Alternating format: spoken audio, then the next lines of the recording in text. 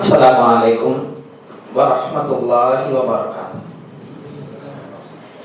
Innal hamdalillah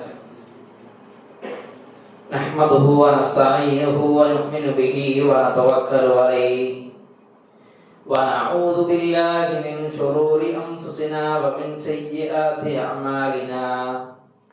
Man yahdihillahu fala mudilla lahu wa man yudlil fala hadiya lahu. أشهد أن لا إله إلا الله وحده لا شريك له وأشهد أن محمدا عبده ورسوله أرسله بالهدى ودين الحق ليظهره على الدين كله ولو كره المشركون.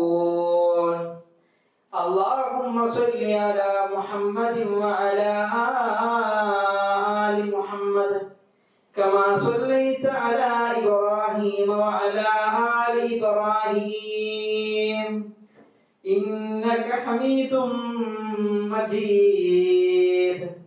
اللهم بارك على محمد وعلى آل محمد كما باركت على إبراهيم وعلى آل إبراهيم إنك حميد مجيد. أما بعد فإن خير الكلام كلام الله وخير الهدي هدي محمد صلى الله عليه وسلم وشر الأمور محدثاتها وكل محدثة بدعة وكل بدعة ضلالة وكل ضلالة في النار. أعوذ بالله من الشيطان الرجيم. بسم الله الرحمن الرحيم. يا أيها الذين آمنوا اتقوا الله حق تقاته ولا تموتن إلا وأنتم مسلمون. يا أيها الناس أوصيكم وإياي أولا بتقوى الله. رب اشرح لي صدري ويسر لي أمري واحلل عقدة من لساني يفقهوا قولي. സ്നേഹം നിറഞ്ഞ പ്രിയപ്പെട്ട സത്യവിശ്വാസി വിശ്വാസിനികളെ, സഹോദരി സഹോദരന്മാരെ, അല്ലാഹു സുബ്ഹാനഹു വ തആലയെ ജീവിതത്തിന്റെ എല്ലാ മേഖലയിലും റഹ്മാനും റഹീമുമായ റബ്ബ് സുബ്ഹാനഹു വ തആലയെ സൂക്ഷിച്ചുകൊണ്ട് ജീവിക്കണമേ എന്ന് ആദ്യമായി എന്നോടും തുടർന്ന് നിങ്ങൾ ഓരോരുത്തരോടും ഉണർത്തുകയാണ്, വസിയ്യത്ത് ചെയ്യുകയാണ്. റബ്ബ് സുബ്ഹാനഹു വ തആല നമുക്ക് എല്ലാ ആളുകൾക്കും അതിന് തൗഫീഖ് നൽകി അനുഗ്രഹിക്കുമാറാകട്ടെ. ലോകത്ത് കടന്നു വന്ന എല്ലാ പ്രവാചകന്മാരും അവരുടെ ഉമ്മത്തിനോട് താക്കീത് ചെയ്ത വിഷയമാണ് ദജ്ജാലിന്റെ ഫിത്ന എന്നുള്ളത്. ലോകത്ത് വന്നതും വരാനിരിക്കുന്നതുമായ ഫിത്നകളുടെ കൂട്ടത്തിലെ ഏറ്റവും വലിയ ഫിത്ന. നമ്മൾ മഗ്‌രിബ് നമസ്കരിച്ച സമയത്ത് പോലും ആ മഗ്‌രിബ് നമസ്കാരത്തിന്റെ അവസാനത്തിൽ ആ ദജ്ജാലിന്റെ ഫിത്നയിൽ നിന്ന് റബ്ബിനോട് രക്ഷ ചോദിച്ചിട്ടുണ്ടെങ്കിൽ അത്രത്തോളം വലിയൊരു ഫിത്നയായിരിക്കും ദജ്ജാലിൽ നിന്നുണ്ടാകുക. അല്ലാഹു ദജ്ജാലിന്റെ ഫിത്നയിൽ നിന്ന് രക്ഷപ്പെടുന്ന ഭാഗ്യവാന്മാരുടെ കൂട്ടത്തിൽ പറയുന്ന എന്നെയും കേൾക്കുന്ന നിങ്ങളെയും ഉൾപ്പെടുത്തി അനുഗ്രഹിക്കുമാറാകട്ടെ. രണ്ടാമത്തെ ക്ലാസ് ആണ് ഈ ഒരു വിഷയത്തിലുള്ള. കഴിഞ്ഞ ക്ലാസ്സുകളിൽ സൂചിപ്പിച്ച വിഷയം ഒന്ന് ആവർത്തിച്ച് ചെറുതായിട്ടൊന്ന് സൂചിപ്പിച്ച് ഇന്നത്തെ വിഷയത്തിലേക്ക് കടക്കാം. കഴിഞ്ഞ ആഴ്ചയിലെ വിഷയത്തിന്റെ പൂർണ്ണതയ്ക്ക് വേണ്ടിയിട്ടാണ് സൂചിപ്പിക്കുന്നത്. ഈ ഒരു വിഷയം തിരഞ്ഞെടുക്കാനുള്ള കാരണങ്ങൾ നമ്മൾ സൂചിപ്പിച്ചിരുന്നു. അതേപോലെ ദജ്ജാലിന്റെ വിഷയത്തിൽ ലോകത്തുള്ള ജനങ്ങൾ 3 രൂപത്തിലാണ്. ഏതൊക്കെയാണ് ആ 3 രൂപമെന്നും കഴിഞ്ഞ ക്ലാസ്സിൽ നമ്മൾ വിശദീകരിച്ചതാണ്. ദജ്ജാലിന്റെ ഫിത്ന എന്ന് പറഞ്ഞാൽ അത് ഏറ്റവും വലിയ ഫിത്നയായിരിക്കും. ലോകത്ത് കണ്ടതും അല്ലെങ്കിൽ ലോകത്ത് വന്നതും വരാനിരിക്കുന്നതുമായ ഫിത്നകളുടെ കൂട്ടത്തിലെ ഏറ്റവും വലിയ ഫിത്ന. ദജ്ജാലിന് 4 പേരുകളുണ്ട്. മസീഹുൽ ദജ്ജാൽ, മസീഹുൽ ദലാല, അൽ-അഅ്വറുൽ കദ്ദാബ്, അതേപോലെ തന്നെ അൽ-അഅ്വറുൽ ദലാല എന്ന രൂപത്തിലൊക്കെ 4 പേരുകൾ ദജ്ജാലിനെ കാണാൻ കഴിയുമെന്നുള്ളതും കഴിഞ്ഞ ക്ലാസ്സിൽ നമ്മൾ സൂചിപ്പിച്ചു. എന്താണ് ദജ്ജാലിന്റെ രൂപം?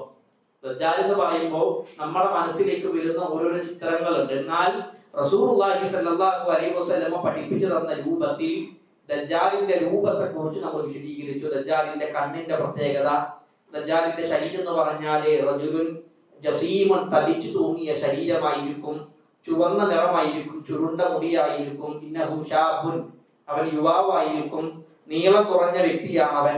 അവന്റെ കാലിന്റെ ന്യൂനതകളൊക്കെ കഴിഞ്ഞ ക്ലാസ്സിൽ നമ്മൾ വിശദീകരിച്ചു. വിശാലമായ നെറ്റിത്തടമുള്ള, വീതിയുള്ള നെഞ്ചുള്ള ശരീര പ്രകൃതമായിരിക്കും ദജ്ജാലിൻ്റെത്. അവൻ അഖീമായിരിക്കും, അവന് മക്കൾ ഉണ്ടാവുകയില്ല. അവൻ മക്കയും മദീനയും ഒഴികെ ബാക്കി എല്ലാ പ്രദേശങ്ങളിലേക്ക് പ്രവേശിക്കുമെന്നും കഴിഞ്ഞ ക്ലാസ്സുകളിൽ നമ്മൾ സൂചിപ്പിച്ചു. റസൂലുള്ളാഹി സ്വല്ലല്ലാഹു അലൈഹി വസല്ലമ ഈ രൂപമൊക്കെ ഇങ്ങനെ വിശദീകരിച്ചിട്ട് പറയാണ്, അബ്ദുൽ ഉസ്സ ബിൻ ഖത്തിൻ അൽ ഖുസാഇ എന്ന് പറയുന്ന വ്യക്തിയിലേക്കാണ് പ്രവാചകൻ സല്ലല്ലാഹു അലൈഹി വസല്ലമ തശ്ബീഹ് നടത്തിയത്, സാദൃശ്യപ്പെടുത്തിയത്. അപ്പൊ എന്താണ് ആ വ്യക്തിയിലേക്ക് സാദൃശ്യപ്പെടുത്താനുള്ള വിഷയം എന്നുള്ളതും കഴിഞ്ഞ ക്ലാസ്സിൽ നമ്മൾ സൂചിപ്പിച്ചു.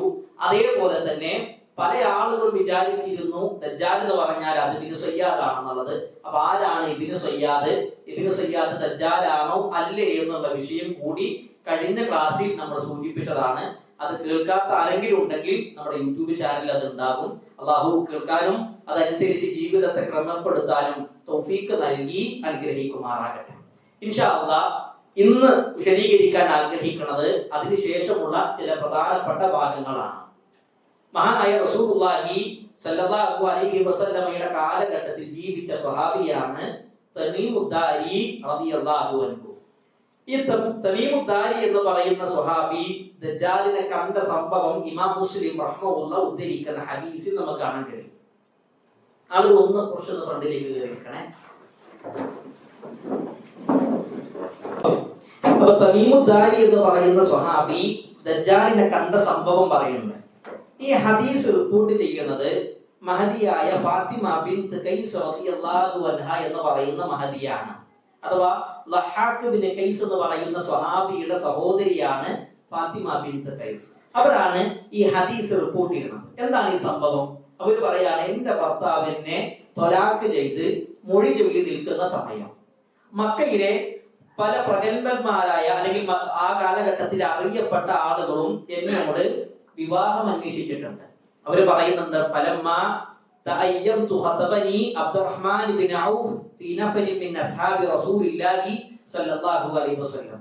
അങ്ങനെ ഞാൻ തൊലാക്കായി നിൽക്കുന്ന കാലഘട്ടത്തിൽ അബ്ദുറഹ്മാൻ ബിൻ ഔഫിനെ പോലെയുള്ള പല ആളുകളും എന്നോട് വന്നിട്ട് കല്യാണം വിവാഹം കഴിക്കട്ടെ എന്ന് ചോദിച്ചിട്ടുണ്ട്. എന്നാൽ റസൂലുള്ളാഹി സ്വല്ലല്ലാഹു അലൈഹി വസല്ലം എന്ത് ചെയ്തു? ഫഖതബനി റസൂലുള്ളാഹി സ്വല്ലല്ലാഹു അലൈഹി വസല്ലം അലാ മൗലാഹു ഉസാമത്ത് ബിൻ സയ്യിദ്. റസൂലുള്ളാഹിയും എനിക്ക് കല്യാണം ആലോചിച്ചു. റസൂലുള്ളാഹിക്ക് വേണ്ടിയിട്ടല്ല, ഉസാമത്ത് ബിൻ സയ്യിദ് റളിയല്ലാഹു അൻഹുവിന് വേണ്ടി എനിക്ക് വന്ന് പ്രവാചകൻ കല്യാണം ആലോചിച്ചു. അങ്ങനെ ഞാൻ പ്രവാചകനോട് ആ വിഷയത്തിൽ സംസാരിച്ചപ്പോൾ ഞാൻ പറഞ്ഞു, ഫലമ്മാ കല്ലംനി റസൂലുള്ളാഹി സ്വല്ലല്ലാഹു അലൈഹി വസല്ലം ഖുൽതു അംരി ബിയദിക. റസൂലേ, എന്റെ കാര്യങ്ങളുടെ കയ്യിലുള്ളതാണ്, നിങ്ങൾ ആരെയാണോ തീരുമാനിക്കുന്നത് അയാളെ വിവാഹം കഴിക്കാൻ ഞാൻ തയ്യാറാണ് എന്ന് മഹദിയായ ഫാത്തിമ ബിൻത് ഖൈസ് റളിയല്ലാഹു അൻഹ എന്ന് പറയുന്ന മഹദി പറഞ്ഞു. അപ്പൊ ഇവരുടെ ഭർത്താവ് ത്വലാഖ് ചെയ്ത സമയത്ത് ഇവർ ഇരുന്നത് അബ്ദുല്ലാഹി ബിൻ ഉമ്മ മക്തൂം റളിയല്ലാഹു അൻഹുവിന്റെ വീട്ടിലാണ്. അങ്ങനെ ഈ യുദ്ധ കാലഘട്ടത്തിനൊക്കെ ശേഷം അവര് പുറത്തേക്ക് ഇറങ്ങി.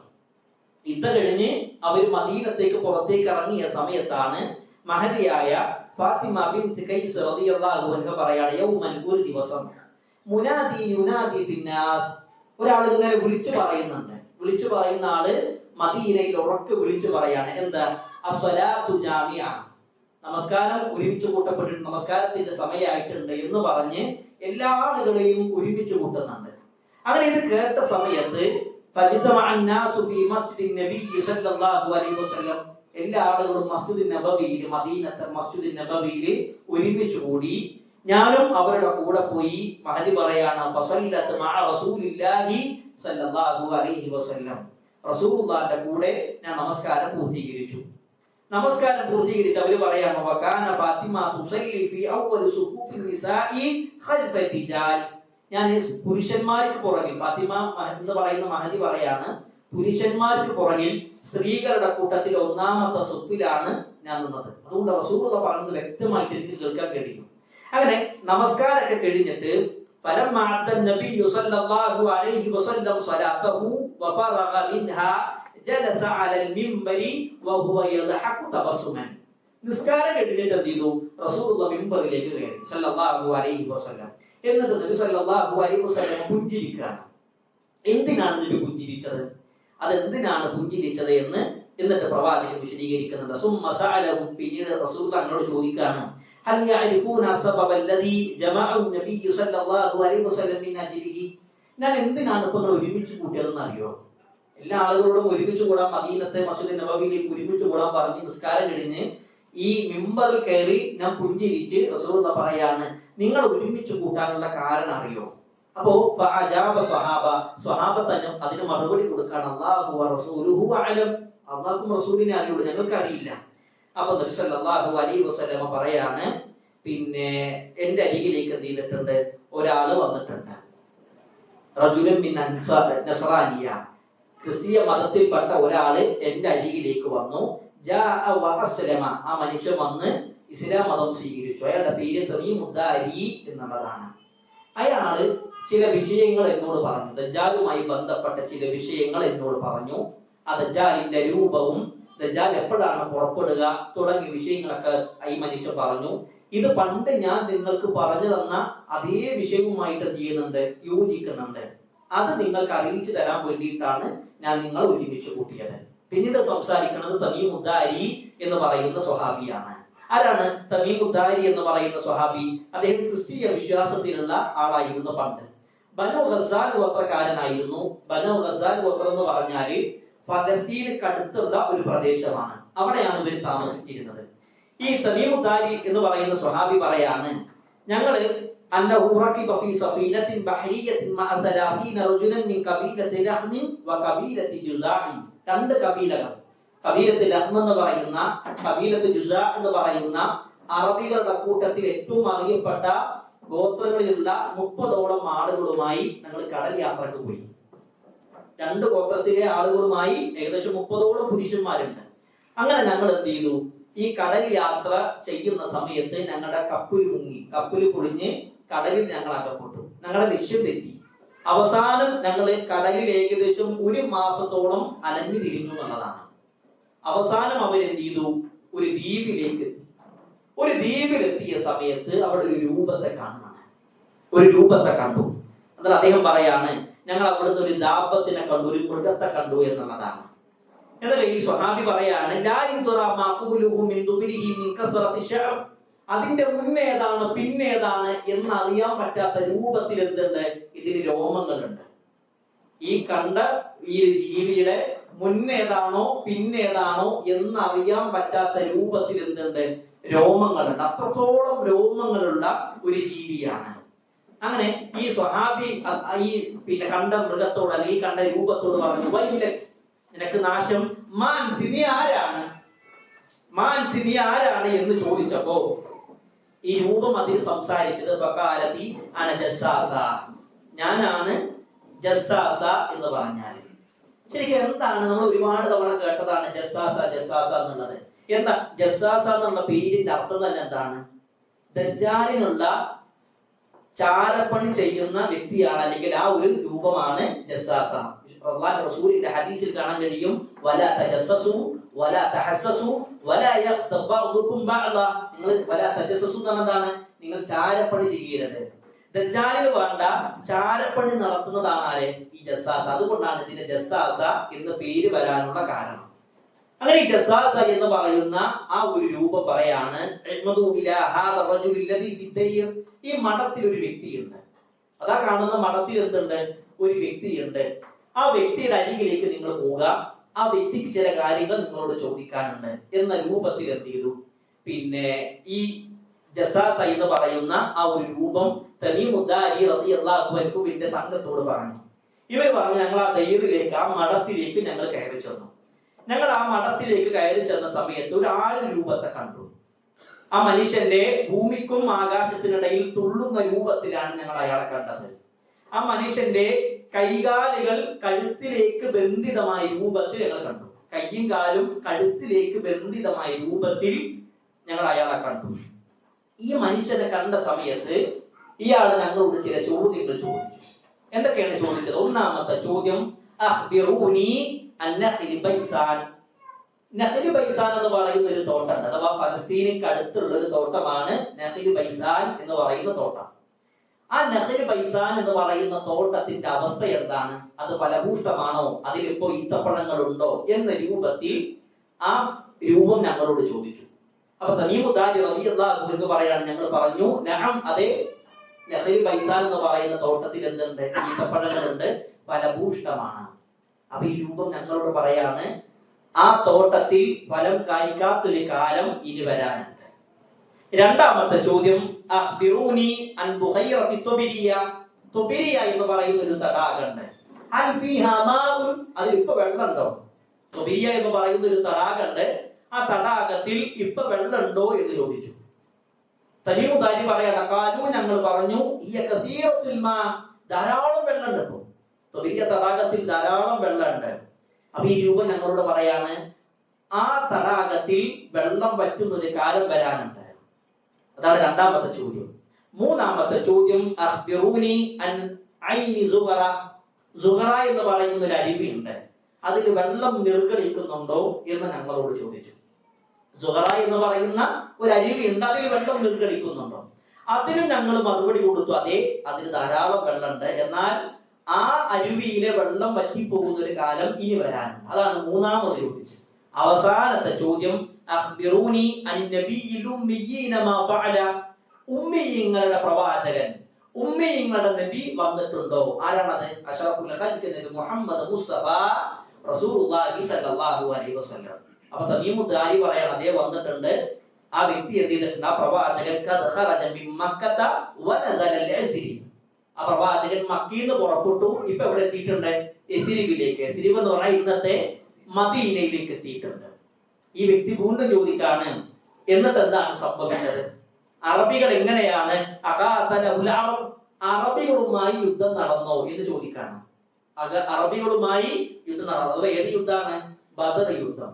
ആ യുദ്ധം നടന്നോ എന്ന് ചോദിക്കുമ്പോൾ ഞങ്ങൾ അതിന് മറുപടി പറഞ്ഞു, അതേ, നാം യുദ്ധം നടന്നു. ഇതിന് എന്താ സംഭവിച്ചത്?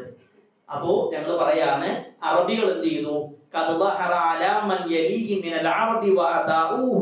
അറബികൾ എന്ത് ചെയ്തിട്ടുണ്ട്? കീഴ്പ്പെട്ടിട്ടുണ്ട്. ആ പ്രവാചകന്റെ കീഴിൽ ആളുകൾ എന്ത് ചെയ്തിട്ടുണ്ട്? ഇതാഅത്ത് സമർപ്പിച്ചു, അവര് കീഴ്പ്പെട്ടു, ആ പ്രവാചകന്റെ കീഴിൽ കീഴ്പ്പെട്ടിട്ടുണ്ട്. അപ്പൊ ഈ രൂപം ഞങ്ങളോട് പറയാണ്, ആ പ്രവാചകനെ കീഴ്പ്പെടലാണ് നിങ്ങൾക്ക് ഉത്തമം.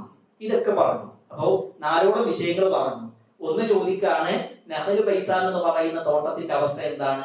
ബുഹൈരിയ എന്ന് പറയുന്ന തടാകത്തിന്റെ അവസ്ഥ, സുഗറ എന്ന് പറയുന്ന അരുവിന്റെ അവസ്ഥ, ഉമ്മിയങ്ങളുടെ പ്രവാചകൻ എന്താണ് ചെയ്തത്? ഇതൊക്കെ പറഞ്ഞതിന് ശേഷം ഈ രൂപം ഞങ്ങളോട് പറയാണ്, ഇനി ഞാൻ എന്നെ സ്വയം പരിചയപ്പെടുത്താം, ഞാനാണ് മസീഹു ദജ്ജാൽ.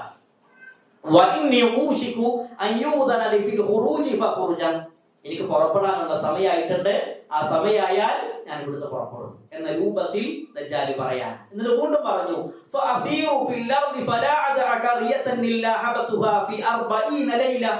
40 ദിവസം ഞാൻ ഭൂമിയിൽ ഉണ്ടാകും, ഒരൊറ്റ സ്ഥലം പോലും ഞാൻ വിടൂല, എല്ലാ ഭാഗത്തും ഞാൻ എത്തും. 40 രാത്രികളായിരിക്കും ഞാൻ ഭൂമിയിൽ ഉണ്ടാകുക. ആ 40 രാത്രികൾ കൊണ്ട് എല്ലാ ഭാഗത്തും ഞാൻ എത്തും. മക്കയും ത്വയ്യിബയും ഒഴികെ. എന്താ ത്വയ്യിബ എന്ന് പറഞ്ഞാൽ? റസൂൽ അത് പറഞ്ഞതിന് ശേഷം റസൂലുള്ളാഹി സ്വല്ലല്ലാഹു അലൈഹി വസല്ലം പറയാണ്, ഹാദിഹി ത്വയ്യിബ, ഹാദിഹി ത്വയ്യിബ, ഹാദിഹി ത്വയ്യിബ യഅനി അൽ മദീന. എന്താ ത്വയ്യിബ എന്ന് പറഞ്ഞാൽ? ഇതാണ് ത്വയ്യിബ. ഏതാണ്? റസൂലുള്ളാഹി സ്വല്ലല്ലാഹു അലൈഹി വസല്ലം ഈ സംഭവം പറഞ്ഞു കൊടുക്കുന്നത് എവിടുന്നാ? മദീനത്ത് നിന്നാണ്, മസ്ജിദുൻ നബവിയിലാണ്. അപ്പൊ ഇതാണ് ത്വയ്യിബ. മക്കയിലും മദീനയിലൊഴികെ ബാക്കി എല്ലാ ഭാഗത്തും അവൻ പ്രവേശിക്കുമെന്ന് റസൂലുള്ളാഹി സ്വല്ലല്ലാഹു അലൈഹി വസല്ലം പഠിപ്പിച്ചു. പ്രവാചകൻ പറയണം, ഫഇന്നഹു അഅജബനി ഹദീസു തമീമി അന്നഹു വാഫഖ അല്ലദീ കുൻതു ഉഹദ്ദിസുകും അൻഹു. ഈ തമീമു ദാരി പറഞ്ഞ വിഷയം എനിക്ക് അത്ഭുതമാകുന്നുണ്ട്. കാരണം ഇതേ വിഷയം ഞാൻ നിങ്ങൾക്ക് ഇതിനു മുമ്പ് ചെയ്തിട്ടുണ്ട്, പറഞ്ഞു തന്നിട്ടുണ്ട് എന്ന് റസൂലുള്ളാഹി സ്വല്ലല്ലാഹു അലൈഹി വസല്ലം പറയാണ്. ഈ ഹദീസ് റിപ്പോർട്ട് ചെയ്യുന്നത് ഇമാം മുസ്ലിമാണ്, നിവേദനം ചെയ്യുന്നത് ഫാത്തിമ ബിൻത് ഖൈസ് റളിയല്ലാഹു അൻഹ എന്ന് പറയുന്ന മഹദിയാണ്. ഈ ചരിത്രത്തിൽ നിന്ന് നമുക്കുള്ള പാഠം എന്താണ്? ദജ്ജാൽ ഇപ്പോഴും ജീവിച്ചിരിക്കുന്നുണ്ട്. ദജ്ജാൽ ഇപ്പോഴും ജീവിച്ചിരിക്കുന്നുണ്ട്. പുറപ്പെടാനുള്ള കാലമായാൽ, അനുവാദം നൽകപ്പെട്ടാൽ അവൻ ആ സമയത്ത് എന്ത് ചെയ്യും? പുറപ്പെടും. അതാണ് ഇതിൽ നിന്ന് കിട്ടുന്ന ഏറ്റവും വലിയ പാഠം. ഇനി ദജ്ജാല് പുറപ്പെടുന്നത് എവിടെ നിന്നായിരിക്കും? എവിടെ നിന്നാണ് ദജ്ജാല് വരിക? അതും റസൂലുള്ളാഹി സ്വല്ലല്ലാഹു അലൈഹി വസല്ലം തന്നെ പറഞ്ഞു. എവിടെയാണ് ദജ്ജാൽ ഉള്ളത്? അലാ അറിയണേ, ഇന്നഹു ഫീ ബഹ്രി ശാം ഔ ബഹ്രി യമൻ. ഷാമിന്റെ ഭാഗത്തുള്ള സമുദ്രങ്ങളുടെ ഭാഗത്ത് അവനുണ്ടാകും, അല്ലെങ്കിൽ യമനിന്റെ ഭാഗത്തുള്ള സമുദ്രങ്ങളുടെ ഭാഗത്ത് അവരുണ്ടാകുമെന്ന് റസൂലുള്ളാഹി സ്വല്ലല്ലാഹു അലൈഹി വസല്ലം പറഞ്ഞു. ഇത് പറഞ്ഞതിന് ശേഷം വീണ്ടും പറയണം, അല്ല ബൽ മിൻ ഖിബലിൽ മശ്രിഖ്, മിൻ ഖിബലിൽ മശ്രിഖ്, മിൻ ഖിബലിൽ മശ്രിഖ്. അവൻ കിഴക്കിലാണുള്ളത്, അവൻ കിഴക്കിലാണുള്ളത്, അവൻ കിഴക്കിലാണുള്ളത്. അവൻ പുറപ്പെടുന്നത് മശ്രിഖിന്റെ ഭാഗത്ത് നിന്നായിരിക്കും. മശ്രിഖ് എന്ന് പറഞ്ഞാല് കിഴക്കൻ ഭാഗങ്ങളിൽ, മസ്ജിദ് നബവിന്റെ ഭാഗത്ത് നിന്ന് പറയാണ്, കിഴക്കൻ ഭാഗങ്ങളിൽ നിന്നായിരിക്കും അവൻ പുറപ്പെടുക. എന്നിട്ട് ഇതിനെ വീണ്ടും വിശദീകരിച്ചുകൊണ്ട് മശ്രിഖ് എന്ന് പറഞ്ഞാല് അത് വലിയൊരു ഭാഗമാണ്. മശ്രിഖിന്റെ ഭാഗത്ത് നിന്ന് ഇവിടുന്നാണ് വീണ്ടും റസൂലുള്ളാഹി സ്വല്ലല്ലാഹു അലൈഹി വസല്ലം പറഞ്ഞതായിക്കൊണ്ട് അബൂബക്കർ സിദ്ദീഖ് റളിയല്ലാഹു അൻഹു ഉദ്ധരിക്കുന്ന ഹദീസിൽ കാണാൻ കഴിയും, അദ്ദജ്ജാലു, ദജ്ജാൽ പുറപ്പെടും, യഖ്റുജു ഫി അർദിൽ മശ്രിഖ്, കിഴക്കൻ ഭാഗങ്ങളിൽ നിന്നായിരിക്കും. യുഖാലു ലഹാ, ആ സ്ഥലത്തെ വിളിക്കുന്നത് ഖുറാസാൻ എന്നായിരിക്കും. എന്താണ്? മശ്രിഖിലെ ഖുറാസാൻ എന്ന് പറയുന്ന ഭാഗത്ത് നിന്നായിരിക്കും അവൻ പുറപ്പെടുക. അഥവാ ഖുറാസാൻ എന്ന് പറഞ്ഞാൽ വലിയൊരു നാടാണ്. ഒട്ടനവധി രാജ്യങ്ങൾ ഇന്നത് പങ്കുവെച്ചെടുത്തിട്ടുണ്ട്. അഫ്ഗാനിസ്ഥാൻ, തുർക്കിസ്ഥാൻ, താജിക്കിസ്ഥാൻ, ഇറാൻ എന്നീ രാജ്യങ്ങളെല്ലാം ഉൾക്കൊള്ളുന്ന ഒരു പ്രദേശമാണ് ഖുറാസാൻ. ആ ഖുറാസാനിൽ നിന്നായിരിക്കും അവൻ പുറപ്പെടുക എന്ന് റസൂലുള്ളാഹി സ്വല്ലല്ലാഹു അലൈഹി വസല്ലം. അപ്പോൾ റസൂൽ ആദ്യം എന്ത് പറഞ്ഞു? കിഴക്കൻ ഭാഗങ്ങളിൽ നിന്നായിരിക്കും. കിഴക്കിൽ നിന്ന് ഇവിടുന്നാണ് ഖുറാസാനിലായിരിക്കും. ഇനി ഖുറാസാൻ എന്ന് പറഞ്ഞാലോ ഒരുപാട് നാടുകൾ ചേർന്നൊരു നാടാണ്. ഇനി അതിലെവിടുന്നാണ്? ഖുറാസാനിന്റെ നാടുകളുടെ കൂട്ടത്തിൽ ഏത് ഭാഗത്തു നിന്നാണ്? അതും റസൂലുള്ളാഹി സ്വല്ലല്ലാഹു അലൈഹി വസല്ലം തന്നെ വ്യക്തമായിട്ട് പറഞ്ഞു. ഇമാം മുസ്ലിം റഹ്മഹുല്ലാഹ് റിപ്പോർട്ട് ചെയ്യുന്ന അനസ് ബിൻ മാലിക് റളിയല്ലാഹു അൻഹു നിവേദനം ചെയ്യുന്ന ഹദീസിൽ കാണാൻ കഴിയും, യത്ബഉ ദജ്ജാലു മിൻ യഹൂദിൽ അസ്ബഹാൻ. ദജ്ജാല് പുറപ്പെടുന്ന സമയത്ത് അസ്ബഹാനിന്റെ ഭാഗത്ത് നിന്ന് ജൂതന്മാരായ ആളുകൾ അവനെ പിന്നിൽ കൂടും. അവന്റെ പിന്തുടരുന്നത് ആരായിരിക്കും? അസ്ബഹാനിലുള്ള ആളുകളായിരിക്കും. അപ്പൊ എവിടെയാണ് അസ്ബഹാൻ എന്ന് പറഞ്ഞാല്? അസ്ബഹാൻ എന്ന് പറഞ്ഞ നേരത്തെ പറഞ്ഞു ഖുറാസാൻ എന്ന് പറഞ്ഞാല് അത് ഏതൊക്കെ നാടുകളാണ്? Afghanistan, Tajikistan, Turkistan, Iran. ഈ ഇറാനിലെ ഏകദേശം തൊഹറാനിൽ നിന്ന് 350ഓളം കിലോമീറ്റർ അകലെ സ്ഥിതി ചെയ്യുന്ന ഒരു നാടാണ് അസ്ബഹാൻ. ആ അസ്ബഹാന്റെ ഭാഗത്ത് നിന്നായിരിക്കും ദജ്ജാൽ പുറപ്പെടുക എന്ന് റസൂലുള്ളാഹി സ്വല്ലല്ലാഹു അലൈഹി വസല്ലം പറഞ്ഞു. ഇനി ദജ്ജാലിന്റെ കൂടെ ജൂതന്മാരായ ആളുകൾ ഉണ്ടാകും എന്ന് പറഞ്ഞു. എത്ര ആളുകൾ ഉണ്ടാകും?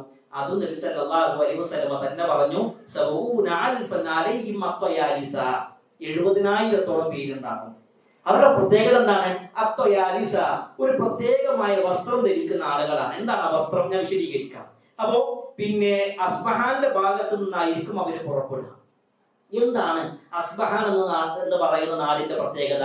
പണ്ട് ബൈത്തുൽ മുഖദ്ദസിന്റെ പരിസര പ്രദേശങ്ങളിൽ നിന്ന് തടവുകാരായി പിടിക്കപ്പെടുന്ന യഹൂദികളായ ആളുകളെ ശരിക്കും ശ്രദ്ധിക്കണേ.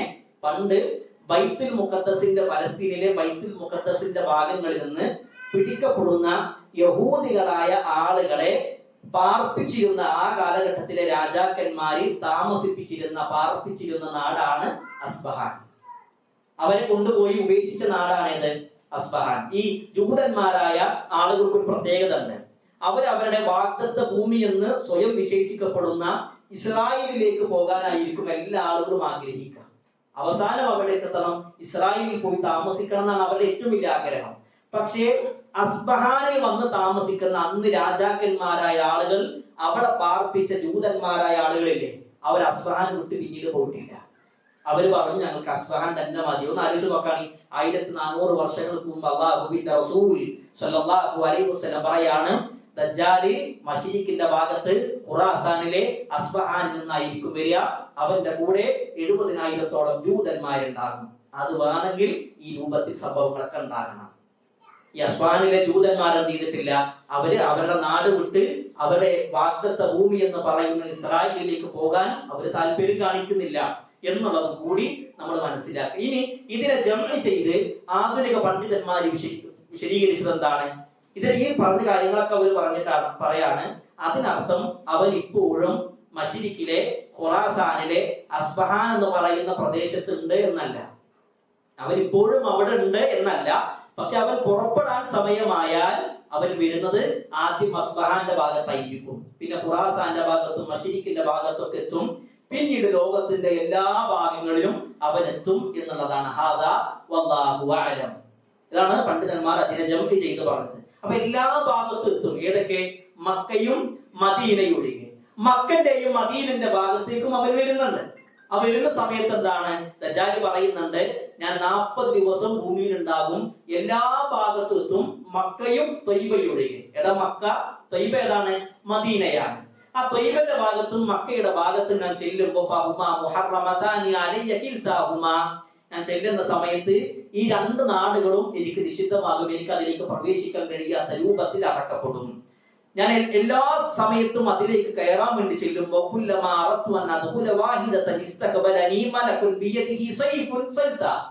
ഞാൻ എപ്പോ മക്കയിലേക്കും മദീനയിലേക്കും പ്രവേശിക്കുന്ന സമയത്ത് വാള് പിടിച്ചൊരു മലക്ക് എന്നെ തടുക്കും.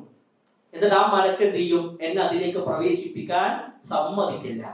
വീണ്ടും ദജ്ജാൽ പറയാണ്, യസുദ്ദുനി അൻഹാ വ ഇന്ന അലാ കുല്ലി നക്ബിൻ മിൻഹാ മലായികത്തുൻ യഹ്റുസൂനഹാ. ഈ മക്കയുടെയും മദീനയുടെയും എല്ലാ വഴികളിലും ഞാൻ പോയി നോക്കും. അവിടൊക്കെ എന്ത് ചെയ്യും? മലക്കുകൾ ആ മക്കയുടെയും മദീനയുടെയും കാവൽക്കാരായി നിൽക്കും. എനിക്ക് മക്കയിലും മദീനയിലും പ്രവേശിക്കാൻ കഴിയില്ല, ബാക്കി എല്ലാ ഭാഗത്തേക്കും ഞാൻ പ്രവേശിക്കുമെന്ന് ദജ്ജാൽ പറഞ്ഞു. ദജ്ജാൽ പുറപ്പെടാൻ എപ്പോഴാണ് അവൻ പുറപ്പെടുക? അപ്പൊ പുറപ്പെടുന്നത് എവിടുന്നാണ്? മശരിക്കിലെ ഖുറാസാനിലെ അസ്ബഹാൻ എന്ന് പറയുന്ന ഭാഗത്താണ്. എപ്പോഴാണ് ദജ്ജാൽ പുറപ്പെടുക? അതിന്റെ അലാമാത്തുകൾ എന്താണ്? അതിന്റെ അടയാളങ്ങൾ എന്താണ്? അതിന്റെ അടയാളമായിട്ട് പണ്ഡിതന്മാർ സൂചിപ്പിക്കുകയാണ്. ദജ്ജാൽ പറഞ്ഞു, ഇന്നി അനൽ മസീഹ് വ ഇന്നി ഊശികു അൻ യൂദന ലീ ഫിൽ ഖുറൂജ്. ഞാൻ പുറപ്പെടാൻ സമയമായാൽ ഞാൻ പുറപ്പെടും. ഇതിനെ വിശദീകരിച്ചുകൊണ്ട് പണ്ഡിതന്മാർ പറഞ്ഞു, വമിൻ അലാമാതി ഖുറൂജിഹി. ദജ്ജാലിന്റെ പുറപ്പെടാനുള്ള അടയാളങ്ങളിൽ പെട്ടതാണ് ഫത്ഹുൽ ഖുസ്തന്തീനിയ. ഖുസ്തന്തീനിയ മുസ്ലിങ്ങൾ എന്ത് ചെയ്യും? വിജയിച്ചടക്കും. ഏതാണ് ഖുസ്തന്തീനിയ എന്ന് പറയുന്ന നാട്? പണ്ഡിതന്മാർ പറഞ്ഞു, യഅനി അൽ ഇസ്താംബൂൾ അൽആൻ. ഇന്ന് ഏതാണത്? ഇസ്താംബൂൾ എന്ന് പറയുന്ന നാടാണ്. ഇത് മുസ്ലിങ്ങൾ വിജയിച്ചടക്കുന്ന ഒരു കാലം വരും. അത് സംഭവിച്ചാൽ ദജ്ജാൽ അപ്പൊ പുറപ്പെടും. അതാണ് അതിന്റെ അടയാളം. എന്താണ് മുസ്ലിമീങ്ങളും ഖുസ്തന്തീനിയ എന്ന് പറയുന്ന നാടും തമ്മിലുള്ള ബന്ധം? ഒരുപാട് തവണ മുസ്ലിമീങ്ങൾ യുദ്ധം നടത്തിയ നാടാണ് ഖുസ്തന്തീനിയ. ആദ്യമായിക്കൊണ്ട് ഖുസ്തന്തീനിയയുമായി മുസ്ലിമീങ്ങൾ യുദ്ധം നടത്തുന്നത് ഹിജറ 49 മുആവിയ റളിയല്ലാഹു അൻഹുവിന്റെ ഖിലാഫത്ത് കാലഘട്ടത്തിലാണ്. പക്ഷേ ആ ഒരു സമയത്ത് മുസ്ലിമീങ്ങൾക്ക് വിജയം ലഭിച്ചില്ല. മുസ്ലിമീങ്ങൾക്ക് മുആവിയ റളിയല്ലാഹു അൻഹുവിന്റെ കാലഘട്ടത്തിൽ അന്ന് വിജയം ലഭിച്ചില്ല. പിന്നീട് മുസ്ലിമീങ്ങൾ വീണ്ടും ഖുസ്തന്തീനിയ എന്ന് പറയുന്ന നാടുമായി യുദ്ധം നടത്തുന്നത്, അഥവാ ഖുസ്തന്തീനിയ എന്ന് പറഞ്ഞ ഇന്നത്തെ ഇസ്താംബൂൾ. പിന്നീട് വീണ്ടും യുദ്ധം നടത്തുന്നത് മുഹമ്മദ് ബിൻ മുറാദ് ബിൻ മുഹമ്മദ് എന്ന് പറയുന്ന ഭരണാധികാരിയുടെ, മുസ്ലിം ഭരണാധികാരിയുടെ കീഴിലാണ്. ഹിജറ 857 ആ കാലഘട്ടത്തിൽ യുദ്ധം നടന്നു, വിജയം ലഭിച്ചു. പക്ഷെ യുദ്ധം നടന്നിട്ടാണ് എന്ത് ചെയ്യണത്? മുസ്ലിമീങ്ങൾക്ക് ഖുസ്തന്തീനിയ കീഴടങ്ങുന്നത്. എന്നാൽ പണ്ഡിതന്മാര് പറയാണ്, ഇനി ഖിയാമത്ത് നാളിന്റെ അവസാനം എത്തുമ്പോ, അവസാന നാളെത്തുന്ന സമയത്ത് ഖുസ്തന്തീനിയ മുസ്ലിമീങ്ങൾ കീഴടക്കും. എങ്ങനെ? യുദ്ധം ചെയ്യാതെ. യുദ്ധം ചെയ്യാതെ അവരെന്ത് ചെയ്യും?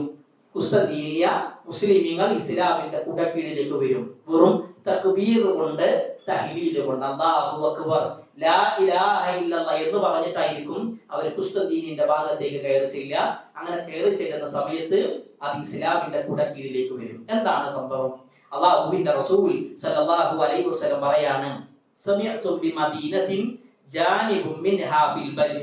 റസൂൽ പറയാണ്, നിങ്ങൾ ഒരു നാടിനെ കുറിച്ച് കേട്ടിട്ടുണ്ടോ? സല്ലല്ലാഹു അലൈഹി വസല്ലം. എന്താണ് ആ നാടിന്റെ പ്രത്യേകത? ഒരു ഭാഗം, ആ നാടിന്റെ ഒരു ഭാഗം കരയാണ്. വജാനിബുൻ മിൻഹാ ഫിൽ ബഹർ. രണ്ടാമത്തെ ഭാഗം അത് കടലിലാണ്. ഇങ്ങനെയുള്ള ഒരു നാടിനെ കുറിച്ച് സ്വഹാബ നിങ്ങൾ കേട്ടിട്ടുണ്ടോ എന്നുള്ളതാണ്. സ്വഹാബത്ത് പറഞ്ഞു, കാലു നഅം യാ റസൂലല്ലാഹ്, അതേ റസൂലെ ഞങ്ങൾ കേട്ടിട്ടുണ്ട്.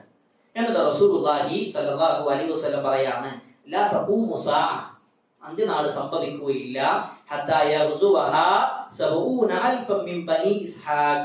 ബനു ഇസ്ഹാഖിൽപ്പെട്ട 70,000 ആളുകൾ ഈ കുസ്തന്തീനിക്കാരുമായി യുദ്ധം നടത്താതെ അല്ലെങ്കിൽ അവരുമായി പോരാട്ടം ഉണ്ടാകാതെ ഖിയാമത്ത് നാൾ സംഭവിക്കുകയില്ല എന്ന് റസൂലുള്ള പറയാണ്. ഈ ബനു ഇസ്ഹാഖാരാണ് അത് വിശദീകരിച്ചുകൊണ്ട് പണ്ഡിതന്മാർ പറഞ്ഞു അത് മുസ്ലിങ്ങളാണ്. മുസ്ലിങ്ങൾ എന്ത് ചെയ്യും? കുസ്തന്തീന്റെ ഭാഗത്തേക്ക് പോകും. എന്താണ് സംഭവിക്കുന്നത്? റസൂലുള്ള തന്നെ പറയാണ് ഫഇദാ ജാഊഹാ നസലു, മുസ്ലിമീങ്ങളായ ആളുകൾ അവിടെ എത്തി, അവിടെ ഇറങ്ങും. അവിടെ ഇറങ്ങിയ സമയത്തോ ഫലം യുഖാതിലു ബിസിലാഹിൻ വലം യർമു ബിസഹ്മിൻ, അവർ വാളെടുത്ത് വിട്ടൂല, അവർ അമ്പെടുത്ത് അമ്പയ്ക്കൂല.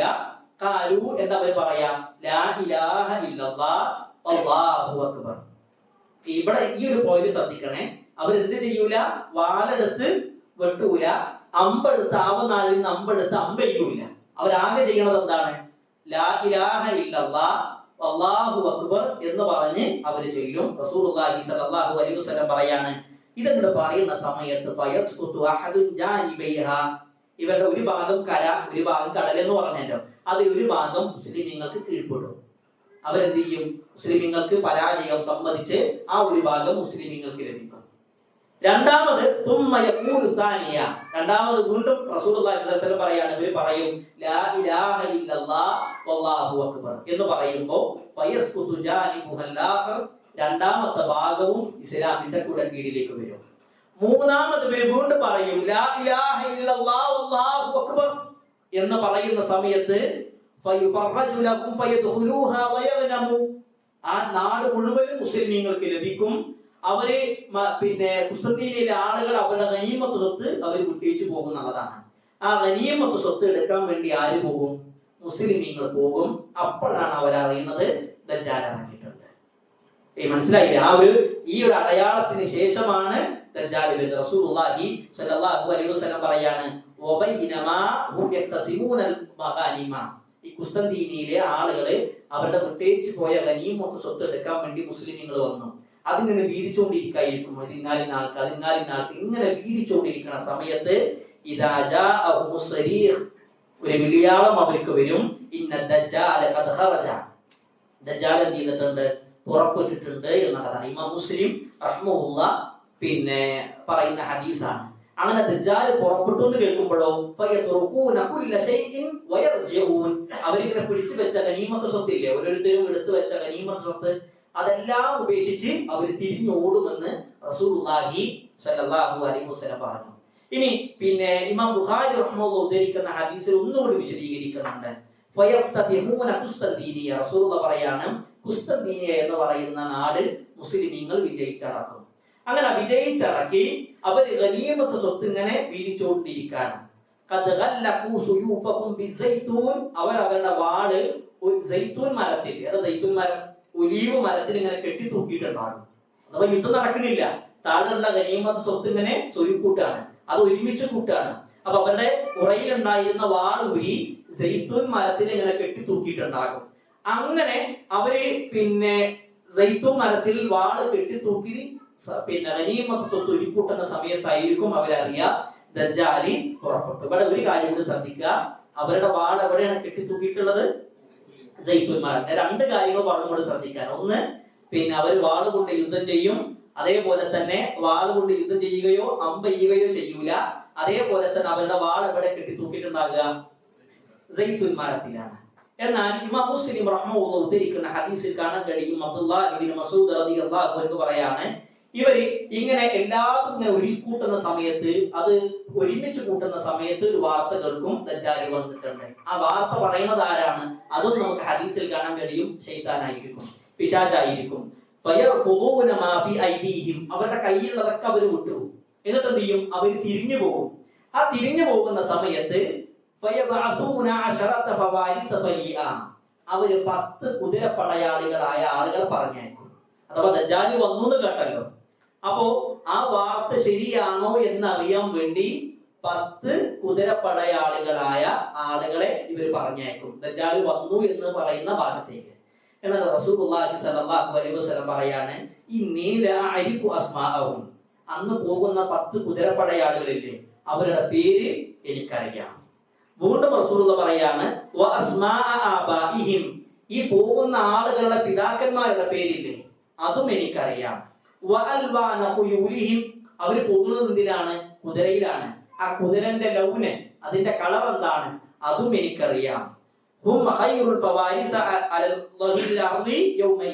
അന്നേ ദിവസം ഭൂമിക്കുപരിയിൽ ഏറ്റവും ഹൈറായ കുതിരപ്പടയാളികൾ ഈ 10 പേരായിരിക്കും. ഈ റസൂലുള്ളാഹി സ്വല്ലല്ലാഹു അലൈഹി വസല്ലം പറയാണ്, ഈ ദജ്ജാൽ വന്നു കേൾക്കുമ്പോ ആ വാർത്ത സത്യമാണോ എന്ന് അറിയാൻ വേണ്ടി 10 കുതിരപ്പടയാളികളെ വിടും. അവരുടെ പേര് എനിക്കറിയാം, അവരുടെ പിതാക്കന്മാരുടെ പേര് എനിക്കറിയാം, അവര് പോകുന്ന കുതിരയുടെ കളർ എനിക്കറിയാം. അവരായിരിക്കും ആ കാലഘട്ടത്തിൽ ഏറ്റവും ഹൈറായ കുതിരപ്പടയാളികളായ ആളുകൾ. ഇവിടെ ഇപ്പൊ ഞാൻ നേരത്തെ 2 കാര്യങ്ങൾ നിങ്ങൾ ശ്രദ്ധിക്കാൻ പറഞ്ഞില്ല. ഒന്നാമത്തെ വിഷയം, വാള് കൊണ്ടോ അമ്പ് കൊണ്ടോ അവരെന്ത് ചെയ്യില്ല, യുദ്ധം ചെയ്യില്ല. പിന്നെ അവരുടെ വാൾ എവിടെ കെട്ടിത്തൂക്കിയിട്ടുള്ളത്? സൈത്തുൻ മരത്തിൽ. ഇവിടെ നോക്കാണ്, ഇവര് പോകുന്നത് ഏതിലാണ്? കുതിരയിലാണ്. ഇത് റസൂലുള്ളാഹിന്റെ കാലത്ത് സംഭവിച്ച കാര്യങ്ങളാണോ? ആണോ? അല്ല. ഇനി ഖിയാമത്ത് നാളിന്റെ സമയങ്ങളിൽ ഉണ്ടാകുന്നതാണ്. ഖിയാമത്ത് നാളിന്റെ സമയങ്ങളിൽ ഇപ്പൊ നമ്മൾ യുദ്ധം ചെയ്യുന്നത് വാളും അമ്പും വെച്ചിട്ടാണോ? അല്ല. ഇപ്പൊ നമ്മൾ യാത്ര ചെയ്യുന്നത് കുതിരന്റെ പുറത്ത് കയറിയിട്ടാണോ? അല്ല. പിന്നെന്താണ് റസൂലുള്ളാഹി സ്വല്ലല്ലാഹു അലൈഹി വസല്ലം ഇങ്ങനെ പറയാനുള്ള കാരണം? പഴയ അവസ്ഥയിലേക്ക് മാറും. കാര്യങ്ങളൊക്കെ എന്ത് ചെയ്യും? ഖിയാമത്ത് നാളിന്റെ സമയമാകുമ്പോ പഴയ അവസ്ഥയിലേക്ക് മാറും. യുദ്ധം വാള് കൊണ്ടും അമ്പ് കൊണ്ടും ആകും. യാത്ര ഈ രൂപത്തിലായിരിക്കും എന്നും പണ്ഡിതന്മാർ ഇതിനെ വിശദീകരിച്ചിട്ടുണ്ട്. അതുകൊണ്ടാണ് ഞാൻ ശ്രദ്ധിക്കാൻ പറഞ്ഞത്. ക്ലിയർ ആയില്ലേ? അപ്പൊ ഈ ഒരു പഴയ അവസ്ഥയിലേക്ക് മാറും. അതുകൊണ്ടാണ് റസൂലുള്ളാഹി സ്വല്ലല്ലാഹു അലൈഹി വസല്ലം പറയുന്നത്, കുസ്തന്തീനിലേക്ക് അവര് ചെല്ലുന്ന സമയത്ത് അവര് വാളെടുത്ത് വെട്ടുകയോ അല്ലെങ്കിൽ അമ്പ് കൊണ്ട് അമ്പ് ചെയ്യുകയോ ചെയ്യൂല. അതേപോലെ അവരുടെ വാള് അവര് സൈത്തുൻ മരത്തിൽ കെട്ടിത്തൂക്കപ്പെടും. 10 കുതിരപ്പടയാളികളായ ആളുകളെയും പറഞ്ഞേക്കും. ഇതിന്നൊക്കെ കിട്ടിയിട്ട് പണ്ഡിതന്മാർ സൂചിപ്പിച്ചത് അവസ്ഥകൾ ഇന്നത്തെ പോലെ ആകൂല. പണ്ട് എന്തായിരുന്നു റസൂലുള്ളാഹിന്റെ കാലത്ത് ഉണ്ടായിരുന്നത്, അതേ അവസ്ഥയിലേക്ക് എന്ത് ചെയ്യും? ഖിയാമത്ത് നാളിന്റെ സമയമാകുമ്പോ മാറും എന്നുള്ളതാണ്. ഇനി അപ്പൊ ദജ്ജാൽ പുറപ്പെടാനുള്ള അലാമത്ത്, അതിന്റെ ലക്ഷണവും വിശദീകരിച്ചു. ദജ്ജാൽ പ്രവേശിക്കാത്ത 2 സ്ഥലങ്ങൾ ഏതാണ്? മക്കയും മദീനയാണ്. ദജ്ജാൽ പ്രവേശിക്കാത്ത 4 പള്ളികളുണ്ട്. ദജ്ജാൽ സാധാരണ അത് നമ്മൾ പറയാറില്ല. ദജ്ജാൽ പ്രവേശിക്കാത്ത 4 പള്ളികൾ ഇമാം അഹ്മദ് റഹ്മത്തുള്ളാഹി അദ്ദേഹത്തിന്റെ മുസ്നദിൽ ഉദ്ധരിച്ച ഹദീസാണ്. വലാ യഖറഉ 4 മസാജിദ, മസ്ജിദുൽ ഹറാം വ മസ്ജിദുൽ മദീന വ മസ്ജിദുൽ തൂർ വ മസ്ജിദുൽ അഖ്സ. 4 പള്ളികളിൽ എന്തില്ല? ദജ്ജാൽ പ്രവേശിക്കൂല. 4 പള്ളികൾ. ഒന്ന് മസ്ജിദുൽ ഹറാം. എവിടെയാണ് മസ്ജിദുൽ ഹറാം? മക്കയിലാണ്. 2 വ മസ്ജിദുൽ മദീന, മദീനയിലുള്ള മസ്ജിദുൽ നബവി, റസൂലുള്ളാഹി സ്വല്ലല്ലാഹു അലൈഹി വസല്ലമയുടെ മസ്ജിദുൽ നബവി എന്ന് പറയുന്ന പള്ളി. വ മസ്ജിദുൽ അഖ്സ, ഫലസ്തീനിലെ മസ്ജിദുൽ അഖ്സയിൽ. 4ാമത്തെ പള്ളി വ മസ്ജിദുൽ തൂർ, സീനാ പർവ്വതത്തിലുള്ള പള്ളി. എന്താണ് തൂർ എന്ന് പറഞ്ഞാൽ? സീനാ പർവ്വതത്തിന്റെ പ്രത്യേകത എന്താണ്? മൂസാ നബി അലൈഹി സ്വലാത്തു വസ്സലാം റബ്ബുമായിട്ട് സംസാരം നടത്തിയത് സീനാ പർവ്വതത്തിലാണ്. അവിടെയുള്ള പള്ളിയിലേക്ക്, ഇവിടെ വിശദീകരിച്ചപ്പോൾ പണ്ഡിതന്മാർ പറഞ്ഞത്, ആ നാടുകളിലേക്ക് ദജ്ജാൽ കയറൂല എന്നല്ല, അല്ലെങ്കിൽ ആ പ്രദേശങ്ങളിലേക്ക് ദജ്ജാൽ കയറൂല എന്നല്ല, അവിടെയൊക്കെ വരും. പക്ഷെ ഈ പള്ളികളിലേക്ക് എന്ത് ചെയ്യില്ല? ഈ 4 പള്ളികളിലേക്ക്, അതിൽ മക്കയും മദീനയിലേക്കും ദജ്ജാൽ എന്തായാലും കയറൂല. പിന്നെ ഫലസ്തീനിലെ മസ്ജിദുൽ അഖ്സയിലേക്കും അതേപോലെ തന്നെ തൂർ എന്ന് പറയുന്ന മസ്ജിദിലേക്കും പിന്നെ ദജ്ജാൽ കയറുകയില്ല എന്നുള്ളതാണ് റസൂലുള്ളാഹി സ്വല്ലല്ലാഹു അലൈഹി വസല്ലം നമ്മൾ പഠിപ്പിച്ചത്. ഈ ദജ്ജാലിന്റെ കൂടെ ആളുകൾ കൂടുന്നു പറഞ്ഞില്ല, ഏകദേശം 70,000-ഓളം പിന്നെ ജൂതന്മാരായ ആളുകൾ ഉണ്ടാകും. ഈ ആളുകൾ മാത്രമാണ് ദജ്ജാലിന്റെ കൂടെ ഉണ്ടാകുക? അല്ല. ആരൊക്കെയാണ് ദജ്ജാലിന്റെ കൂടെ കൂടുക? മൊത്തത്തിൽ പറഞ്ഞാൽ അവിശ്വാസികളായ എല്ലാ ആളുകളും ദജ്ജാലിന്റെ കൂടെ ഉണ്ടാകും. 2 ജൂതന്മാരായ ആളുകൾ ദജ്ജാലിന്റെ കൂടെ ഉണ്ടാകും. തുർക്കികളായ ആളുകൾ ദജ്ജാലിന്റെ കൂടെ ഉണ്ടാകും. സാധാരണക്കാരായ ആളുകളും ദജ്ജാലിന്റെ കൂടെ ഉണ്ടാകും. ഓരോന്നോരോന്ന് വിശദീകരിക്കാം. 1, ജൂതന്മാരായ ആളുകൾ ദജ്ജാലിന്റെ കൂടെ കൂടും.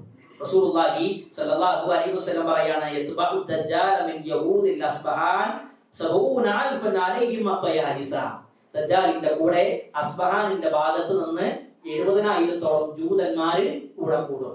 അവരുടെ പ്രത്യേകത അത്വയാലിസനത്ത് വിശദീകരിക്കാൻ പറഞ്ഞു. അവരെ പ്രത്യേക ഒരു വസ്ത്രം ധരിച്ച ആളുകളാണ്. എന്താണ് ആ വസ്ത്രത്തിന്റെ പ്രത്യേകത? ആ വസ്ത്രം എന്ന് പറഞ്ഞാല് തല കൂടി മറയുന്ന രൂപത്തിൽ ശരീരം മുഴുവനായിട്ട് മറയുന്ന ഒരു വസ്ത്രമാണ്.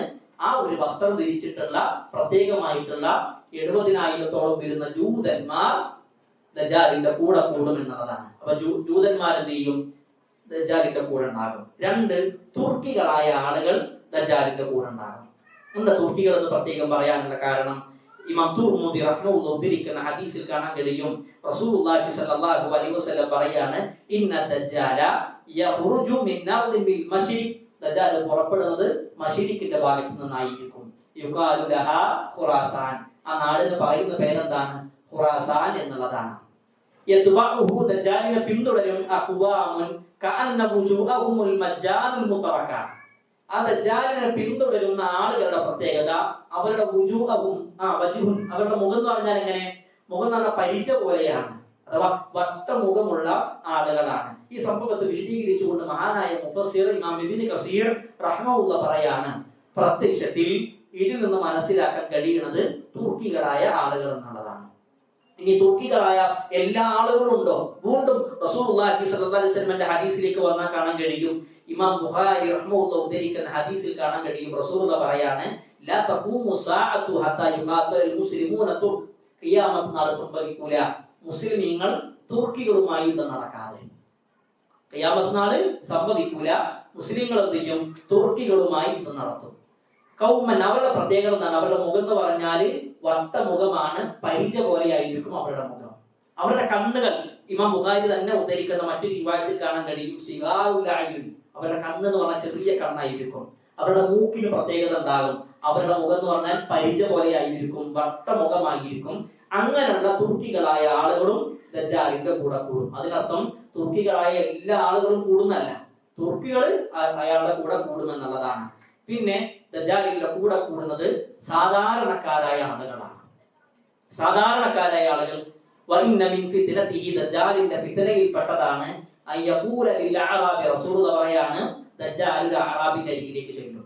അറാബി എന്ന് പറഞ്ഞാല് അറബി അല്ലാത്ത അനറബി ആയിട്ടുള്ള ആള്. എന്നിട്ട് ഈ അറാബിനോട് ചോദിക്കാണ്, അറഅയ്ത ഇൻ ബഅത്തു ലക അബാക വ ഉമ്മക തശ്ഹദു അന്നി റബ്ബുക്, നിന്റെ മരണപ്പെട്ടു പോയ വാപ്പാനി ഉമ്മാനി ഞാൻ തന്നാല് നീ ഞാൻ രക്ഷിതാവാണ്, റബ്ബാണ് എന്ന് വിശ്വസിക്കുന്നു. ദജ്ജാൽ വന്നിട്ട് ആദ്യം പറഞ്ഞത് ഞാൻ റബ്ബാണെന്നല്ല, സ്വേച്ഛാധിപതിയായ രാജാവാണ് ഞാൻ എന്നാണ് ആദ്യ വാദം. രണ്ടാമത് പറയും നബുവത്ത് വാദിക്കും, ഞാൻ റസൂലാണെന്ന് വാദിക്കും. മൂന്നാമതാണെന്ന് വാദിക്കണത് ഞാനാണ് റബ്ബ്, അല്ലാതെ അതിന് ആദ്യം വന്നിട്ട് ഞാൻ റബ്ബ് എന്നല്ല വാദിക്കണത്. ഈ മൂന്ന് രൂപത്തിൽ ദജ്ജാൽ വാദിക്കും. ഇൻഷാ അല്ലാഹ് വിശദീകരണത്തിൽ കടക്കുമ്പോൾ ഞാൻ പറഞ്ഞുതരണ്ടേ. അപ്പോ പിന്നെ ഈ മനുഷ്യൻ പറയും, അതെ എന്റെ ഉപ്പാനി മരണപ്പെട്ട ഉപ്പാനി ഉമ്മാനിയും തരികയാണെങ്കിൽ ഞാൻ വിശ്വസിക്കാന്നുള്ളത്. അപ്പൊ ഈ മനുഷ്യൻ എന്ത് ചെയ്യണം? ദജ്ജാലെ ഈ വ്യക്തിയുടെ അറാബിയായ മനുഷ്യന്റെ ഉപ്പാന്റെയും ഉമ്മാന്റെയും രൂപത്തിൽ രണ്ട് പിശാചുക്കളെ, ശൈത്താനുകളെ കൊടുക്കും. ഇത് കൊടുക്കുന്ന സമയത്ത് ഈ ഉപ്പയും ഉമ്മയും എന്ന് പറയുന്ന രൂപമുള്ള ശൈത്താന് സംസാരിക്കാണ്. ഫയഖൂലാനി, അവര് സംസാരിക്കും, യാ ബുനയ്യ, മോനെ ഇത്തബിഉ, നീ അവനെ പിൻപറ്റ്, ഫഇന്നഹു റബ്ബുക, അവനാണ് നിന്റെ രക്ഷിതാവ്. പക്ഷെ അത് സംസാരിക്കുന്നത് ആരാണ്? പിശാചുക്കളാണ് എന്നും റസൂലുള്ളാഹി സ്വല്ലല്ലാഹു അലൈഹി വസല്ലം പറയാണ്. അങ്ങനെ ഉണ്ടാകുന്ന സമയത്ത് എന്ത് ചെയ്യും? സാധാരണക്കാരായ ആളുകൾ അതിലകപ്പെടും. അവരിത് കാണുന്ന സമയത്ത് എന്ത് ചെയ്യാണ്? അവരത് വിശ്വസിക്കും. അവര് ദജ്ജാല് റസൂലാണ്, പിന്നെ അള്ളാഹു ആണ് എന്ന് വരെ അവർ വാദിക്കുന്ന അവസ്ഥയിലേക്ക് പോകും. അല്ലേ? റസൂലുള്ളാഹി സ്വല്ലല്ലാഹു അലൈഹി വസല്ലം പറഞ്ഞതായിക്കൊണ്ട് അനസ് ബിൻ മാലിക് റളിയല്ലാഹു അൻഹു ഉദ്ധരിക്കുന്ന ഹദീസിൽ കാണാൻ കഴിയും, ഇന്ന മിൻ നശറാത്തി സാഅ, അന്ത്യനാളിന്റെ അടയാളങ്ങളിൽ പെട്ടതാണ് അയ്യുർഫഅൽ ഇൽമു, അറിവ് ഉയർത്തപ്പെടും. അതേപോലെ തന്നെ വയക്സുറുൽ ജഹിൽ, ജഹിലതയും അധികരിക്കുന്നുള്ളതാണ്. ഖിയാമത്തിന്റെ സമയത്ത് എന്ത് ചെയ്യും? ആളുകൾക്ക് അറിവുണ്ടാകില്ല, ജാഹിലീങ്ങളായിരിക്കും കൂടുതലായിട്ടുണ്ടാകുക. അതുകൊണ്ട് ജാഹിലീങ്ങളായ സാധാരണക്കാരായ ആളുകൾ, അജ്ഞരായ ആളുകൾ എന്ത് ചെയ്യും? പിന്നെ ഈ രൂപത്തിൽ ദജ്ജാലിന്റെ പിന്നെ ചെറിയ രൂപത്തിലുള്ള ഫിത്നകളൊക്കെ കാണുമ്പോൾ അവരെന്ത് ചെയ്യും? ദജ്ജാല് റബ്ബാണ് എന്ന് വാദിക്കും. ഇനിയുണ്ട് ദജ്ജാലിന്റെ വലിയ രൂപത്തിലുള്ള ഫിത്നകളുണ്ട്. അവൻ ആളുകളെ വസ്വാസിലാക്കുന്ന ഓരോ രൂപങ്ങളും ഇൻഷാ അല്ലാഹ് അടുത്ത ക്ലാസ്സിൽ നമ്മൾ സൂചിപ്പിക്കാം. അപ്പോ ദജ്ജാല് പിന്നെ പുറപ്പെടാനുള്ള സമയം എന്ന കാര്യങ്ങളൊക്കെ വിശദീകരിച്ചു. എന്താണ് ദജ്ജാല് പുറപ്പെടാനുള്ള കാരണം? പണ്ഡിതന്മാർ വിശദീകരിച്ചു. എന്തിനും ഒരു സബബുണ്ട്, എന്തിനും ഒരു കാരണമുണ്ട്. എന്താണ് ദജ്ജാല് പുറപ്പെടാനുള്ള കാരണം? മഹാനായ ഇബ്നു ഉമർ റളിയല്ലാഹു അൻഹു ഉദ്ധരിക്കുന്ന ഒരു ഹദീസ് ഉണ്ട്, അതുകൊണ്ട് പറഞ്ഞ് അവസാനിപ്പിക്കാം. അബ്ദുല്ലാഹ് ഇബ്നു ഉമർ റളിയല്ലാഹു അൻഹു പറയാണ്, ഞാൻ മദീനയുടെ പിന്നെ വഴിയോരങ്ങളിൽ വെച്ച് ഇബ്നു സയ്യാദിനെ കണ്ടു. ഇബ്നു സയ്യാദ് എന്ന് പറഞ്ഞാൽ അന്ന് ആ കാലഘട്ടത്തില് ആളുകൾ ദജ്ജാലാണ് എന്ന് വിശ്വസിച്ചിരുന്ന ഒരു വ്യക്തിയാണ്. കഴിഞ്ഞ ക്ലാസ്സിൽ നാം വിശദീകരിച്ചതാണ്. അപ്പൊ ഇബ്നു സയ്യാദിനെ പിന്നെ മദീനയുടെ തെരുവീതിയിൽ കണ്ടപ്പോ ഫഖാല ലഹു ഖൗലൻ അഅ്ളബഹു, ഞാൻ പിന്നെ ഇബ്നു സയ്യാദിനെ ദേഷ്യം വരുന്ന രൂപത്തിൽ ചില വാക്കുകൾ പറഞ്ഞു. ഈ ഹദീസിന്റെ വിശദീകരണത്തിൽ പറയാണ്, ഈ വാക്ക് പറയുന്ന സമയത്ത് ഇബ്നു സയ്യാദിന് ദേഷ്യം വന്ന് അവന്റെ ശരീരം വീർത്തുപോയി എന്നുള്ളതാണ്. അത്രത്തോളം വെറുപ്പ് വരുന്ന ഒരു മനുഷ്യനെ ഒരു കാര്യം പറയുമ്പോൾ ദേഷ്യം വരുമ്പോൾ അയാളുടെ മുഖം ചുവക്കും, അയാളുടെ ശരീരത്തിൽ ചില മാറ്റങ്ങളൊക്കെ ഉണ്ടാകും. അതേപോലെ ഇബ്നു സയ്യാദിന് ദേഷ്യം വന്ന് ശരീരം വീർത്തു പോകുമാറ് ഇബ്നു സയ്യാദ് മാറി നിൽക്കുന്ന സമയം. അങ്ങനെ ഇബ്നു ഉമർ റളിയല്ലാഹു അൻഹു നേരെ വന്ന് ഹഫ്സ ബീവിയോട് ഈ സംഭവം പറഞ്ഞു. ആരാ ഹഫ്സ ബീവി? റസൂലുള്ളാഹി സ്വല്ലല്ലാഹു അലൈഹി വസല്ലമയുടെ ഭാര്യയാണ്, അബ്ദുല്ലാഹി ഇബ്നു ഉമറിന്റെ പെങ്ങളാണ്. ഈ ഹഫ്സ ബീവിനോട് കാര്യം പറഞ്ഞപ്പോ ഹഫ്സ ബീവി പറഞ്ഞു കൊടുക്കുന്ന ഒരു കാര്യമുണ്ട്. അമാ അലിംത അന്ന റസൂലുള്ളാഹി സ്വല്ലല്ലാഹു അലൈഹി വസല്ലം, നിനക്കറിയില്ല റസൂലുള്ളാഹി സ്വല്ലല്ലാഹു അലൈഹി വസല്ലം പറഞ്ഞത് എന്താണ്? ദജ്ജാൽ എപ്പോഴാ പുറപ്പെടുക?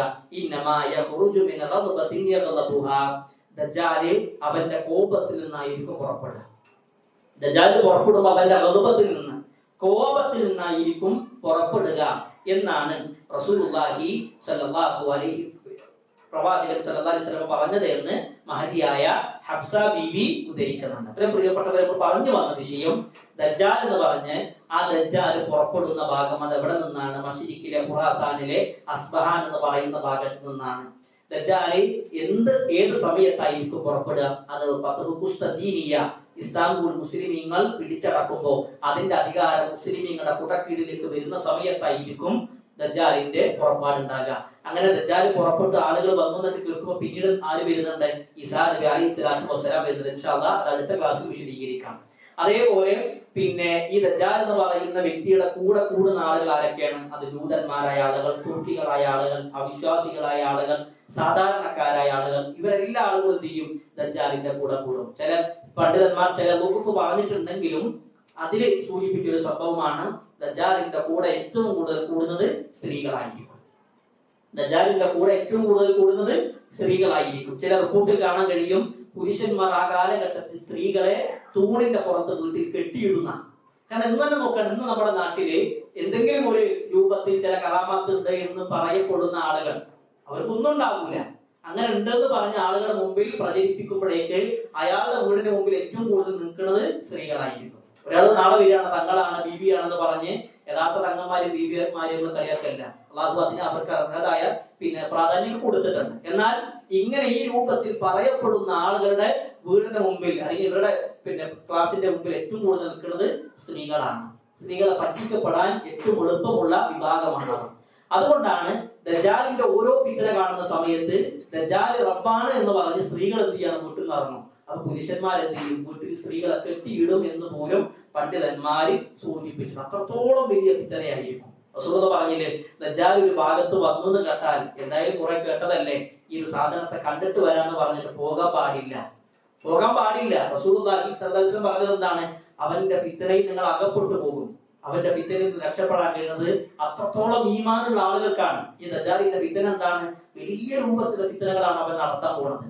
അപ്പൊ ചെറിയ രൂപത്തിൽ അറാബിന്റെ സംഭവം മാത്രം വിശദീകരിച്ചിട്ടുള്ളൂ. ഒരാളെ രണ്ടായിട്ടൊക്കെ പിളർത്തുന്നുണ്ട്, എന്നാൽ അതിനിടയിലൂടെ ഒക്കെ നടക്കുന്നുണ്ട്. അതുപോലെയുള്ള ഒരുപാട് ഫിത്നകൾ, ഒരു മനുഷ്യന്റെ ഈ വിശ്വാസത്തെ തകർക്കാൻ കഴിയുന്ന രൂപത്തിലുള്ള ഫിത്നകൾ എന്ത് ചെയ്യും?